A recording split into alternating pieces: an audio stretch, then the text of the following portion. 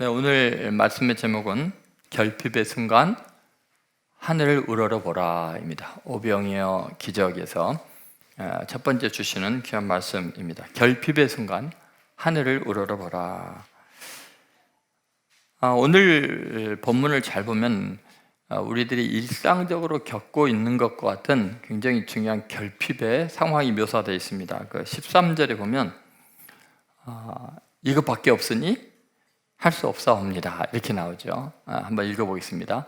예수께서 이르시되 너희가 먹을 것을 주라 하시니 여짜오되 우리에게 떡 5개와 물고기 2마리 밖에 없으니 이 모든 사람을 위하여 먹을 것을 사지 아니하고서는 할 수 없사옵나이다 하니. 자, 이것밖에 없으니 뭐라고요? 할 수 없사옵나이다. 여러분, 우리가 인생 살면서요, 이 결핍을 느끼는 순간들이 많습니다. 내가 먹여야 되고 내가 돌봐야 되는 사람 5,000명인데 보리떡 5개, 물고기 2마리밖에 없습니다. 이것밖에 없으니 할 수 없습니다. 매일 일상에서 경험하는 겁니다. 내 마음에 사랑이 이것밖에 안 되어서 사랑해야 될 사람을 미워하게 됩니다. 내가 능력이 안 돼서 도와줘야 될 사람을 도울 수가 없습니다. 능력이 이것밖에 안 됩니다. 물질이 이것밖에 안 됩니다. 지식이 이것밖에 안 됩니다. 할 수 없습니다. 여러분, 결국 우리들은요, 결핍의 순간에 당황하게 되죠. 그리고 좌절감을 느끼게 됩니다. 그러면 여러분, 분명한 이 결핍, 5,000명, 남자만 5,000명이고요. 만약에 아이들과 여인들까지 합치면 한 12,000명 되는데 그걸 해결할 수 있는 가진 것이라고는 보리떡 5개, 물고기 2마리. 이런 도저히 불가능할 것 같은 이 결핍, 절망감 속에서 예수님은 그들을 다 먹이고도 12광주를 거뒀다고 했습니다. 그래서 우리는 할 수 없습니다 라고 말하는 제자들의 모습을 보는 게 아니고 그걸 가지고 5,000명을 먹이시는 주님의 방법, 주님은 도대체 어떻게 그게 가능했을까? 그것을 보고자 합니다. 그것은 예수님이 첫 번째 하는 행동을 오늘 보려고 하는데요, 9장 16절에 보면 이렇게 이야기하죠. 예수께서 떡 5개와 물고기 2마리를 가지사 뭐라 그랬어요? 하늘을 우러러, 하늘을 우러러. 여러분, 우리도 결핍의 순간, 절망적인 순간에 해야 될 첫 번째 게 뭐냐면 하늘을 우러러 보는 겁니다. 하늘을 바라보라는 것입니다. 여러분, 이제 이 세상을 우리가 살아가면서 분명히 어려움과 결핍을 겪고 인간이 할 수 없는 일을 겪었을 때요, 정말 중요한 게 뭐냐면요, 우리가 눈을 들어서 하늘을 우러러 보기 시작하면 새로운 일이 열리기 시작하는데 이게 안 돼요. 밑에서 당기는 것이 너무 많습니다. 고개를 들 수 없게 만듭니다. 우리의 시선을 완전히 사로잡는 몇 가지 중요한 요소들이 있습니다. 도저히 하늘을 우러러 볼 수 없도록 만드는, 우리의 시선을 사로잡는 어떤 것이 있을까요? 첫 번째, 문제의 시선을 뺏기지 말고 하늘을 보라는 거예요. 여러분, 문제가 너무나 크게 보이기 시작하면 하나님이 보이지 않습니다. 그래서 여러분, 우리가 하늘을 우러러 보려면 문제를 보아서는 안 된다는 거죠. 여러분, 우리는 이제 어떤 문제가 생기거나 또 결핍의 순간이 되면요, 그런 상황에 너무나 압도되고 함몰되어서 벗어나지 못합니다. 계속 그 상황은 더 악화되고 절망하게 되죠. 그래서 외마디 외침이 뭐예요? 아까 제자들처럼 할 수 없습니다. 이제 끝났습니다. 지금 제자들이 얼마나 철저하게 이 문제에 사로잡혀서 이 땅바닥의 시선을 완전히 깔고서 하늘을 쳐다보지를 못하는가. 이 제자들만 아니라 우리들도 그러죠. 자, 12절에 보면 그들은 자신들의 존재의 자리에 완전히 갇혀 있습니다. 자, 한번 12절 다시 읽어보겠습니다. 날이 저물어 가매 12제자가 나와 여짜오되 무리를 보내어 두루 마을과 촌으로 가서 유하며 먹을 것을 얻게 하소서. 우리가 있는 여기는 빈들이니라. 자, 우리가 있는 여기는 뭐예요? 빈들입니다. 우리가 서 있는 자리, 내 삶의 자리, 내 형편, 지금 이 시대적인 상황이 뭐예요? 빈들이라는 게 텅 비어있는 공허감이에요. 두렵다는 거예요. 여러분, 그들은 지금 철저하게 경제적인 원리에 의해서 이 상황을 보고 있습니다. 그러니까 한없이 경제적인 무력감에 빠져 있습니다. 모든 것이 돈이 있어야 해결이 된다고 생각을 하니까 뭐라 그래요? 마을과 촌으로 들어가서 유하며 먹을 것을 얻게 하소서. 그렇게 하면서 어떻게 이야기하나 보십시오. 이제 경제적으로 이 문제를 해결하려고 하는데 돈이 없어요. 13절입니다. 13절 같이 읽겠습니다. 예수께서 이르시되 너희가 먹을 것을 주라 하시니 여짜오되 우리에게 떡 5개와 물고기 2마리밖에 없으니 이 모든 사람을 위하여 먹을 것을 사지 아니하고서는 할 수 없나요? 자, 돈이 없으면 안 됩니다. 사지 않으면 안 됩니다. 여러분, 우리는 어떤 문제 딱 하면 계산부터 합니다. 지금 숫자는 5,000명이에요. 내가 가진 것은 보리쌀 5개, 물고기 2마리요. 그러니까 결국은 어마어마한 양을 사야 되는데 돈이 없습니다. 그러니까 안 됩니다. 절망입니다. 이런 거죠. 여러분, 지금 5,000명을 먹이기에는 떡 5개, 물고기 2마리는 너무너무나 형편없이 부족합니다. 그래서 우리가 늘 고민하는 게 뭐냐면 수요와 공급의 불균형이죠. 분명히 수입은 이거밖에 안 되는데 써야 될 게 너무 많은 거예요. 내가 돌봐야 사람이 너무 많은 거예요. 그러면 이제 불안하기 시작합니다. 그런데 예수님은 부족함 앞에서 빈 들을 보지 않으시고 빈 주머니를 보면서 고개를 숙이지 않으셨어요. 오히려 하늘을 우러러 보셨어요. 다시 한번 보세요. 16절에 주님의 반응이 어떤가요? 그들은 호주머니를 뒤졌지만 주님은 어디를 바라보고 있죠? 16절에 하늘을 우러러, 하늘을 우러러. 여러분, 주님은 문제를 보는 게 아니라 그걸 해결할 수 있는 근원지를 보는 거죠. 하늘이죠.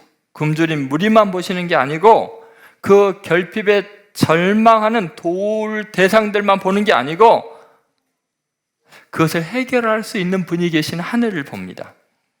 여러분, 우리가요 자꾸 문제 보고 그리고 절망 가운데 있는 사람들 보면요 우리는 낙심합니다. 가슴이 아파서 견딜 수가 없습니다. 그들의 비극에 하나님을 원망하게 되고 그것을 도울 수 없는 나에 대해서 자책감을 느끼고 죄책감만 쌓이게 됩니다. 그래서 주님은 그 무리들을 보시지 않고 하늘을 우러러 보셨습니다. 그래야 조금이라도 숨 돌린 틈이 생깁니다, 여러분. 그래서 그리스도인들이 기도할 수 있는 게 얼마나 큰 은혜인지 모릅니다. 여러분, 어떠한 상황에서도요 그래서 낙심하지 마세요. 근데 우리는 자꾸 내 자신 보고 문제 보고 이러니까 낙심하게 되죠. 이게 너무 우리는 자동적으로 이렇게 돼버리니까 시편 기자는요 시편 43편 5절에서 또 42편 5절에서도 계속해서 똑같은 말을 반복합니다. 너무나 중요하니까 자기 자신에게 외치라는 거죠. 한번 같이 읽어보겠습니다. 시편 42편 5절입니다. 내 영혼아 내가 어찌하여 낙심하며 어찌하여 내 속에서 불안해하는가. 너는 하나님께 소망을 두라. 그가 나타나 도우심으로 말미암아 내가 여전히 찬송하라. 여전히 찬송하라는 건 뭐예요? 지금 상황이 바뀌어도 지금 문제가 너무 커도 나는 여전히 찬송하겠다. 왜요? 자꾸 낙심하고 자꾸 내 속에서 불안해하니까 그게 뭐예요? 상황만 보니까 문제만 보니까 좀 눈을 들어서 하나님께 소망을 둬라. 하늘을 바라봐라. 그러면 거기에서 뭔가 놀라운 일이 일어나니까 결국은 찬양하게 된다. 끝까지 찬양으로 하나님께 감사하게 될 거다. 여러분 자꾸 자신의 영혼에게 명령하셔야 돼요. 자꾸 눈을 문제에만 두지 말고 눈을 들어서 하나님을 바라봐라. 여러분 이제 자꾸 이런 걸 경험하다 보면 이제 그런 이제 능력이 생깁니다. 자기 영혼에게 명령을 하게 됩니다. 자꾸 좌절하고 우울하고 막 이런 기분을 갖다가 어쩌해 낙심하냐, 어쩌해 불안하냐, 하나님을 바라봐라, 하나님을 바라봐라. 그렇게 명령하는 게 자기 영혼에게. 그럴 때 하나님께서 놀랍고 기이한 일을 이루셔서 찬양이 터져 나오게 하는 기적을 일으킬 줄로 믿습니다. 네. 그 다음에 이제 두 번째, 자꾸 하늘을 우러러 보지 못하게 하는 게 뭐냐면 내 주위에 있는 나를 도울 수 있는 사람들을 자꾸 바라보니라고 하나님을 못 보게 됩니다. 여러분 우리가 결핍의 순간 어려운 일을 탁 겪으면 제일 먼저 떠오르는 게 뭐예요? 누구한테 도움을 청하지? 그 사람이 나 도와줄 수 있을 거야? 이런 생각이죠. 여러분, 그러나요? 인간은요, 다들 결핍을 안고 있습니다. 다 자기 자신의 문제도 해결하기 어렵습니다. 그래서 사실은 돕고 싶어도 도울 수 없는 그런 상황들이 많이 있죠. 그래서 제자들은요, 그렇게 굶주려 있는 그 사람들을 보면서 예수님께서 저들에게 먹을 것을 주라 그래도 그들은 할 수 없다고 이야기해요. 그런데 그 전에 그들이 결핍 가운데 있고 굶주려 있으니까 그것을 해결을 스스로 하게 빨리 마을로 보내고 촌으로 보내서 구걸해서라도 먹게 해줘야 됩니다 하고 빨리 보내주세요 라고 이야기를 하죠. 자, 12절 보세요. 그 사람들의 처방이라는 게 이렇습니다. 여러분, 사람에게 도움 요청하면요 거지됩니다. 자, 한번 읽어보겠습니다. 날이 저물어 가매 12사도가 나와 여짜오되 무리를 보내어 두루 마을과 촌으로 가서 유하며 먹을 것을 얻게 하소서. 우리가 있는 여기는 빈들이. 지금 어떻게 처방을 내렸어요? 사람들은 우리를 생각하는 것 같은데 뭐 하라고요? 구걸하라는 거예요. 마을마다 돌아다니면서 비굴하게 얻어서라도 끼니를 해결하라는 거예요. 여러분, 그래서요, 처음에 몇 번은 사람이 도와줄 수도 있어요. 그런데요, 자꾸 손 벌리면요 거지 취급합니다. 결국 어떤 느끼냐면요, 결국 나 혼자구나, 스스로 해결하라고 손을 떼는구나. 그때는요, 물질적인 궁핍 때문에 어려운 게 아니라요, 자존심이 상하고 인격이 무시당하는 것 때문에 상처를 더 받습니다. 차라리 굶는 게 낫지. 내가 그렇게 도와줬던 사람, 옛날에 내가 그렇게 의지했던 사람이 나를 이렇게 거지 취급하는 것 때문에 사람에게 의지했다가 반드시 우리는 상처를 받게 됩니다. 사람은 도울 능력이 사실은 없었잖아요. 우리가 가진 것이 지금 보리떡 5개, 물고기 2마리밖에 없는데 도와주고 싶어도 도와줄 수가 없지 않습니까? 그러나 사람을 의지하는 순간 그것 때문에 관계가 깨지고 서운한 마음이 들게 돼 있습니다. 그들이 하는 말은 틀린 말이 아니에요. 없으니까 할 수 없습니다. 아까 말한 그대로 13절 그대로죠. 결론이 뭐냐? 할 수 없습니다. 그런데도 우리는 자꾸 사람을 의지합니다. 사람을 찾아갑니다. 여러분, 왜 자꾸 사람을 의지하십니까? 직접 기도하세요. 하나님께 부르짖어 기도하세요. 하나님이 행하시면 인간이 돕는 것보다 훨씬 영광스럽고 위대하게 바꾸시는 거예요. 왜 기도하지 않으세요? 왜 눈을 들어 하나님 보지 않으세요? 하나님은요, 요셉이 도저히 이해할 수 없는 상황으로 억울하게 비참하게 되는 그 모든 과정을 교회 가운데 두셨어요. 인간은 이해할 수도 없고 바라볼 수도 없어요. 그런데 하나님은 자기를 바라보고 동행하는 그 요셉을 극진히 사랑하시고 놀라운 계획을 갖고 계시고 사람들 앞에 영광스럽게 세우시는 줄로 믿습니다. 그래서 여러분, 괴로울 때 눈을 들어 주를 바라보세요. 사람 바라보지 마세요. 더 괴로워져요. 꼭 그렇게 주님의 놀라운 능력 의지하시고 영광스럽게 풍성하게 채우시는 은혜 경험하시기를 주의 이름으로 소망합니다. 세 번째는 가진 자원을 보지 말고 하늘을 보라. 한번 따라해보세요. 가진 자원을 보지 말고 하늘을 보라. 주님은 제자들이 갖고 온 그 보리떡 5개와 물고기 2마리를 바라보지 않고 그걸 들고 눈을 들어 하늘을 우러봤어요. 가진 것 본 게 아니라 하늘을 봤어요. 자원을 보지 않았어요. 여러분, 우리가 가진 자원은 늘 우리의 필요에 비해서 부족합니다. 정말 신기할 정도입니다. 쓰고 남는 사람이 없습니다.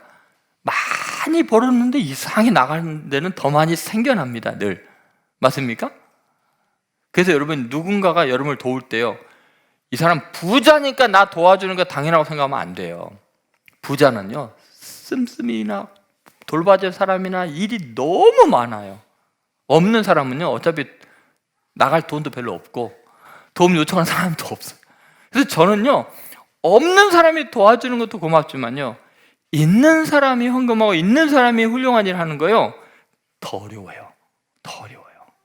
쉬운 일이 아니에요, 여러분. 여러분, 오늘 9장 13절에 보면은 늘 부족하다고 이야기하죠. 이게 우리 입에서 아주 붙은 말이에요. 9장 13절 같이 한번 또 읽어보겠습니다. 예수께서 이르시되 너희가 먹을 것을 주라 하시니 여짜오되 우리에게 떡 5개와 물고기 2마리 밖에 없으니 이 모든 사람을 위하여 먹을 것을 사지 아니하고서는 할 수 없사옵나이다. 여러분, 늘 그러죠. 이거 밖에 없사오니. 우리가 가진 자원이라는 게 이렇게 우리의 한계를 드러냅니다. 항상 상대적인 결핍, 그것 때문에 힘들죠. 그런데 주님은 이런 상황에서 어떻게 반응해요? 하늘을 우러러. 이걸 들고서, 부족한 걸 들지만 이걸 바라보고서 이게 큰일 났다, 이게 아니라 뭐예요? 부족한 그것을 들고서 어디를 봤어요? 하늘을 우러라. 여러분, 우리가 하나님을 바라보면요, 지금 부족한 결핍이 놀라운 하나님의 은혜 가운데서 하나님께서 책임지신다는 것을 깨닫게 됩니다. 여러분, 그러면 만약에 이제 지금은 부족하잖아요. 이거 밖에 없는데 그러면 그거보다 훨씬 많으면 어떨까요? 여러분, 풍성한 상태일지라도 인간은 그 풍성한 것 바라보면 시야를 완전히 빼앗겨 버립니다. 하늘을 우러러 보지 못합니다. 여러분, 우리가요, 많이 가졌다고 다 누릴 수 있는 거 아니에요. 하나님이 은혜 베푸시는 만큼만 누릴 수 있어요. 항상 그렇습니다. 여러분, 먹을 게 많다고 그거 다 먹으면 배탈 나 죽습니다. 여러분, 항상 많이 가졌다고 다 누릴 수 있다고 착각하는 건 큰 오산이에요. 지식도 그렇고 건강도 그렇고 물질도 마찬가지입니다. 하나님이 허락해야만, 허락하신 만큼만 누릴 수 있습니다. 여러분, 천지를 창조하신 분이 나의 아버지예요. 여러분, 믿습니까? 전능하신 분이에요. 그 하나님을 바라보고 하나님을 사랑한다면 그 하나님이 어찌 여러분을 안 먹이겠어요? 여러분, 자기 아들을 아끼지 아니하시고 내어주시니까 그 아들과 함께 이 모든 것을 너에게 은사로 선물로 주지 않겠느냐? 하나님이 뭐가 아깝겠어요, 우리한테? 자기 외아들을 선물로 주신 분인데 왜 그 하나님을 바라보지 않고 내가 쌓아놓은 그것만 바라보고 내 빈손만 바라보고 절망하십니까? 정말 여러분 마음에 믿음이 있습니까? 하나님을 신뢰하십니까? 여러분의 아버지가 어떤 분인지 믿으십니까? 안 믿으시는군요. 지금도 걱정하고 계시는군요. 한 선교사님이 자기 선교 지역에 어마어마한 가뭄이 들어가지고 이게 다 굶어 죽게 생긴 거예요. 할 수 없이 성도들과 함께 먹을 거 좀 달라고. 근데 뭐 자기네들 그 하는 땅 전체가 그 나라가 다 가뭄이 들었는데 방법이 없지만 어떻게 눈을 들어서 하늘을 우러러 볼 수밖에. 살려달라고 간절히 기도했어요. 그런데 갑자기 저쪽에서부터 막 시커먼 어마어마하게 검은 먹구름이 오더니 비가 막 억수같이 떨어지는 거예요. 근데 뭐 비가 떨어진들 먹을 게 어디서 나오겠어요? 근데 그게 그냥 비가 아니고 그 안에 검은 곡식들이 비와 함께 어마어마하게 떨어지는 거예요. 그럼 막 정신없이 걷어가지고 그걸 말려서 이제 먹는데 너무 신기한 거야. 하늘에서 곡식이 떨어지나. 나중에 이제 뉴스를 들고 알아봤더니 거기서 1500마일이나 떨어져 있는 몽골에서 어마어마한 폭우와 태풍이 불어가지고 그냥 난데없이 그냥 엄청난 그 바람에 의해서 거기에 창고들이 다 무너지고 이쪽으로 다 날아온 거예요. 일단 여기서 굶어 죽어가고 있는 사람들을 다 그 가뭄을 지낼 수 있도록 하나님께서 은혜를 베풀어 줬다는 거예요. 물론 이제 몽골에 있는 그 창고 주인들은 너무나 마음이 아프겠지만 하나님께서 또다시 갚아주실 줄은 믿습니다. 여러분, 하늘은 우리 주님의 보좌가 있는 곳이에요. 바로 그 하늘에서 우리 예수님이 하나님 보좌 우편에서 우리를 위해서 간구하시는 곳이니까 우리는 더더욱 하늘을 우러러 봐야 돼요. 그 분명히 로마서 8장 34절에 이렇게 말하고 있습니다. 한번 같이 읽어보겠습니다. 누가 정죄하리요? 죽으실 뿐만 아니라 다시 살아나신 이는 그리스도 예수시니 그는 하나님 우편에 계신 자여 우리를 위하여 간구하시는 자신이라. 여러분, 우리를 위해 친히 간구하시는 이 주님이 계시는 그곳, 하늘을 우러러 바라봅시다. 물론 이제 믿음이 아직 깊지 못한 사람이거나 신앙을 이제 가지려고 노력하는 사람 입장에서는 이게 너무 공허하게 느끼겠죠. 아니, 그 하늘을 우러러 본다고, 하나님을 의지한다고 뭐가 달라지나? 그런데 여러분 어때요? 신앙생활 해보시니까 어때요? 정말 이 하나님의 보이지 않는 손, 역사를 주관하시고 생사합을 다스리시는 그 하나님께서 여러분의 믿음을 떠나서 내 믿음대로 될 듯 하면서 놀라운 일을 행하시는 거 여러분 한두 번 경험했습니까? 신앙생활 하면서. 여러분, 그 하나님을 신뢰하십시오. 그래서 우리는 어떠한 절망적인 상황에서도 뭐를 해야 되냐? 문제를 보지 말고, 사람을 보지 말고, 내 가진 소유와 물질을 보지 말고 눈을 들어서 하나님을 봐야 돼요. 그것은 어떤 이런 결핍의 문제뿐만 아니라 어떤 위기의 순간에서도 우리가 끝까지 하늘을 우러러 바라볼 필요가 있어요. 그 문제를 보지 말라니까요. 누가 도와줄 사람을 볼 게 아니라 내 가진 무기를 볼 게 아니고 눈을 들어 하나님을 봐야 돼요. 그걸 잘 보여주는 것이 스데반 사건이에요. 스데반. 자, 여러분, 스데반이 자기를 돌로 쳐 죽이려는 사람들을 향해서 어떻게 반응하는가 보면 놀랍습니다. 자, 사도행전 7장 54절부터 60절 한번 같이 읽어보겠습니다. 그들이 이 말을 듣고 마음에 찔려 그를 향하여 이를 갈거늘 스데반이 성령 충만하여 하늘을 우러러 주목하여 하나님의 영광과 및 예수께서 하나님 우편에 서신 것을 보고 말하되, 보라, 하늘이 열리고 인자가 하나님 우편에 서신 것을 보노라 한데, 그들이 돌로 스데반을 치니 스데반이 부르짖어 이르되, 주 예수여, 내 영혼을 받으시옵소서 하고 무릎을 꿇고 크게 불러 이르되, 주여, 이 죄를 그들에게 돌리지 마옵소서, 이 말을 하고 자니라 그랬어요.